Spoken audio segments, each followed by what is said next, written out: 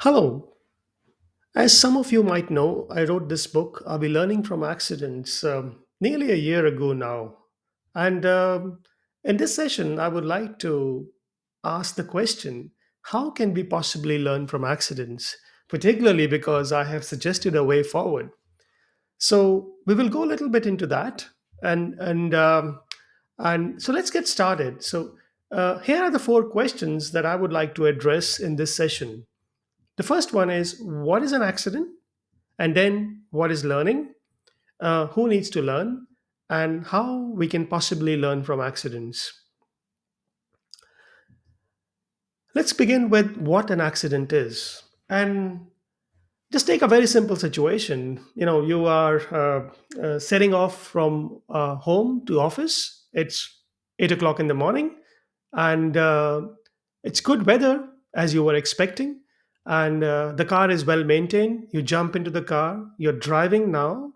You're halfway somewhere in between the office and home, and another car comes and hits you from behind. So that could be qualified as an accident. It is an accident because you were not expecting this to happen, or in some ways, your expectations are proven wrong. And in many ways, if you think about it, anything from a surprise all the way to a near miss, a hazard, an incident, an accident, a customer complaint, a technical defect sits within this category of what you could loosely call an accident. Your expectation has been proven wrong, or the unexpected happens. Now, what is important in those situations is what you learn from that particular unexpected situation. And a lot of learning will depend upon how we respond, or rather react in that moment. I use the word react because that's precisely what happens, that we end up pointing fingers at someone or something. It could be a machinery we want to blame, which doesn't help very much when it comes to learning. And so let's ask the question, who needs to learn? Because unless we understand that, it's very little we can do to learn. Now, there are two people who we expect to learn from the accident. Obviously, the first one is the one who is involved in the accident. We don't want that person to get involved in an accident again, so we obviously want them to learn from it. But we also want the person or the group of people who are responsible for conducting the investigation to learn from that accident so that we can learn from them. Often in the form of how they analyze, how they process the information, how they report, how they present the accident investigation narrative. Now, the key thing to understand is this, that to a degree, both of these people are actually under stress and for different reasons. Let's look at that. This is the person who is involved in the accident, and this person is stressed because guilt and shame takes over. Why does it have to be me? And how am I going to face my colleagues, my co-workers, my supervisor, my boss? So there's an element of shame, there's an element of job insecurity, that I might lose my job now. So this person is under immense stress. Perhaps it would be fair to say that this person is even traumatized as a result of the accident, depending on the severity of the problem and their tolerance levels. The other person who is under stress is the one who's investigating. Often we don't see that. But think about it. An accident has happened, something has gone wrong, and now you are under immense pressure because you have to produce a result, you have to find out what has gone wrong, and you have to write a report, all within time pressure. And we know for sure that when people are under stress, they are not themselves. They struggle to make sense of what is happening. And this is a very, very important point to understand, because when people are not themselves, their perception will not match with reality. They're giving you something which is so far away and distanced from reality. And we are taking their investigation, their information, their data as the basis for all learning. So, although the idea is to prevent accidents, we are relying on some very distorted information of reality, which is not very helpful when it comes to learning. So, here's the question for all of us, that when we do not understand how stress works and how the two people who we are relying on are so under pressure, the learning from an accident becomes very questionable. Not only prevention and learning, but also their well being becomes very questionable. What is it that we are doing in the name of investigation? Is it being counterproductive to everything that we want to achieve from it? And that happens a lot.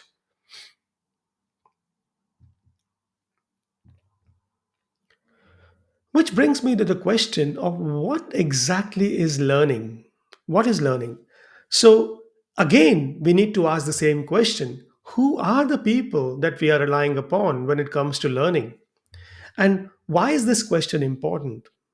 To a degree, if you think about learning and if you think about the investigators who are responsible for generating learning, nearly all investigators are hired in their field of expertise for their domain specific knowledge and experience. And you pick up any job advert of an accident investigator, the first and the most important thing is how many years have you served in order for you to qualify as an investigator. This is a very important point to understand because we are trying to make sense of the unexpected, which is often a very novel situation. And the paradox of experience is that one must be very, very aware of the limits of their experience and shouldn't be afraid of letting go of what they already know when it comes to learning. Now, think about it. There are many investigators that I know of, and research has highlighted, who, at the start of the investigation, would already tell you that they know where this is headed. This is not very helpful for learning. What you want or what you expect when it comes to learning is an element of discovery, that I have found something that I was not aware of. This can only happen when investigators come to terms with the limits of their experience. In other words, they become self aware. Equally interesting is to understand the nature of decision making when it comes to people involved in accidents. Now, this is not a surprise to people who understand the science of decision making that nearly 98% of our decisions are made in the unconscious space, meaning we are not aware of how and when and where we made those decisions. So, for example, if you're talking about experts, people who have spent years and years in a profession, they work through their habits, their heuristics, their body language, their gestures in order to produce results. And that's how they become efficient. The trouble is that when things go wrong, a lot of times they are not aware of those habits. And that's precisely why they are called habits, because they are operating in the automatic mode. Part of it is our ability to help these people discover the unconscious nature of their decision making, which we call discovery. Are you able to reflect upon the fact that you have made certain decision not being aware of them? That takes a skill in its own. It takes a level of sophistication. It takes a level of understanding how to ask questions and how not to ask questions. When we set this equation between discovery and letting go, we create a cycle of unlearning and relearning, both on the part of the investigator, but also on the part of the one being investigated. But here we will focus on people who are responsible for investigating accidents and everyday work. So, which brings me to the question of what are those essential investigation skills that you need in order to maintain or in order to create that cycle of unlearning and relearning. And one of the most important skills as an investigator is to be able to listen. Now, this is no ordinary listening. This means being able to listen to the metaphors, to the symbolic language, the ability to step into people's shoes and try to listen from their perspective. Let's take a simple example. During an investigation, somebody tells you that this happened just after the coffee break. I went for a coffee break and I came back and I tried to open this valve and suddenly the liquid slashed on my on my face, or scattered on my face. The investigator in this instance should be able to question what is a coffee break, for example. Metaphorically speaking, a coffee break for an investigator could mean that when you are a break in between work where people get together, have a cup of coffee, relax, share some, have some conversations, have fun, which helps them to relax and come back to work again. It's a nice break, and hence the word coffee break. But if you are an investigator who understands that words have hidden meaning, and it's only the meaning of the word only can be clarified from the person who's speaking those words or who owns those words, that means you're more attuned to metaphorical thinking. Now, it turns out that when you ask the question of coffee break, this person might tell you a completely different story. That the coffee break is not about relaxing and chatting with your colleagues, it's actually going back to your private space and checking your emails, or even going on the social media and responding to your friends on Facebook, which reinforces a culture of isolation. Now, whether this has happened or not is immaterial. My point through this example is that, are you able to listen metaphorically? Are you able to listen symbolically as people are speaking? And that is where an investigator's skills counts, because what happens most of the times is when we listen to somebody, we listen to them through the lenses of our own experience, and we are not very good at asking questions. Worse still, what we do is we take their words and in a very, very literal sense. And that's how we are taught in most investigation programs. We are not taught to think metaphorically, to think symbolically. So, this leap that we make between listening and learning can only be bridged if we start to think metaphorically and symbolically and from the point of view of people who are involved in the accident. The other important aspect of a good investigation skills is the ability to balance expectations. Now, an accident happens and an organization expects an answer in 3 days or 5 days or even 24 hours. Now, if I gave you this job to go and investigate, you would say, I need to do that at any cost, which means that all that matters is to produce an investigation report in 3 days, which, to be honest, anyone could do if I gave them a checklist and a process. But where good investigation skills would count is the ability to walk this difficult path between what is expected from your organization and how you can sense the state of this person who's been traumatized or who's been under immense stress, and being capable of recognizing that stress and balancing those two expectations. And for that, for example, let's take the case of our investigations or investigators able to recognize trauma when they are investigating people. Because quite often, you're not investigating machineries, you're not investigating control rooms, you're actually investigating people who are under immense pressure, distressed, and even traumatized. Studies after studies have indicated that recognizing trauma takes a bit of sophistication. People are functioning normally, and suddenly an accident happens, something unexpected happens, and they are in a trauma. The first thing is shock and denial. This cannot happen to me. Complete fear, numbness, trying to blame everyone and everything around them. They could be angry, they could be depressed. And this is where a good investigation or investigator matters. If you talk to people, they will tell you this one thing, that it was not so much the accident, it was the process of going through the investigation that has put them in this traumatic state for a very, very long time.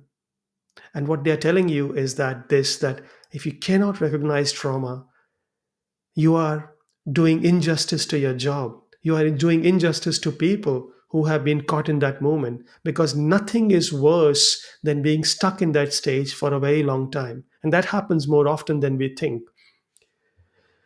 So, the ability to listen to people and try and understand where they are, and even seeking help if you think that they are traumatized, and reaching out to an expert or a counselor is a skill in its own. Of course, you're not a counselor, you're not trained as a counselor, but are you able to listen to this person and understand where they are in their trauma? This could be an immense way forward for you to help these people as you are extracting information from them in the hope that you will learn something. And this is where good investigation skills will count. And if there's nothing else you want to do, I would invite you to read this one book, which is called The Body Keeps the Score. And it is a very, very good book to read for any investigator because it might help you to deal with people who are in trauma. There are many other books, but this would be a good start. It would give you some solid understanding of how to recognize trauma as people are speaking to you. So, to summarize this discussion, how can we learn from accidents? Possibly, the first thing or the first place is to start becoming conscious of the metaphorical nature of all speaking. That when people speak, they speak metaphorically. And it's not important what you are hearing. What is important is what they are saying. And in order to come to some kind of shared understanding, we must be able to understand the symbolic nature or the hidden meaning of words, which we can only know if we understand how to ask open questions, how to listen symbolically, how to listen metaphorically. The second thing is this once you understand, once you can listen well and you can listen from the perspective of people involved in the accident, it would help you to build an accurate picture of the reality. Something that we do in IQ mapping, where we actually map the words of people as they are speaking. And the famous expression, I see what you mean, applies very much in that case, that now that you are saying something and you're verbalizing your thoughts and I'm putting them on a whiteboard, I can actually see what you mean. And this is what you call metaphorical mapping, that you map the words of people as they are speaking, which helps you to build an accurate picture of what happened in their world, not from your perspective but from their perspective. And don't be afraid to walk away or to say that I cannot help in this situation because the situation is so bad, the person is so much in distress and trauma that you're not able to help in that situation and you do not have the right skills. And in those moments, it is very, very important to know the limits of your understanding, your expertise, and reaching out to somebody who is equipped with the right skills to help this person. Or else, not only you do not learn, but you end up traumatizing this person even further. Here are some basic and advanced skills that we cover as part of the accident investigation program based on social psychology of risk. So, everything that you see in the red is part of the basic accident investigation skills. For example, understanding and identifying investigators' biases, listening to people metaphorically and mapping their words, asking open questions, observing with accuracy the scene of the accident, what's happening, and being aware that our own biases might contaminate or might distort the picture. Understanding what it takes to listen to trade-offs and conflicts, understanding how cognitive biases work, understanding how heuristics work, and how to ask questions to get access to those mental shortcuts that people take each day, every day. We then go into the green space, which is part of the advanced accident investigation skills. This is where we cover things like visual and spatial literacy, wicked problems, cultural intelligence, and so on. So these are all part of accident investigation program. And what's powerful in this picture is the symbol of a donut, which is completely hollow in the middle. So the metaphor of the donut reminds us that a lot of what is not taught in the accident investigation course sits in that hollow space. And we need to train people in this space if the aim is to learn from accidents or even perhaps from everyday work. If you wanted to learn more, I will be conducting an interactive session for an hour, and you're very welcome to join us for this session.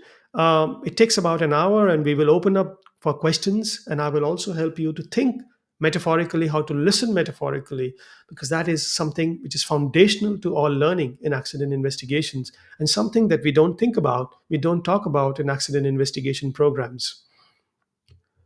If you want to learn more, you can visit our website novellas.solutions/events, and where you will see all the programs that we are scheduling both online and in person. And you're very welcome to register for these programs if you're interested to learn more about accident investigations. Any questions, you can send us an email at support@novellas.solutions.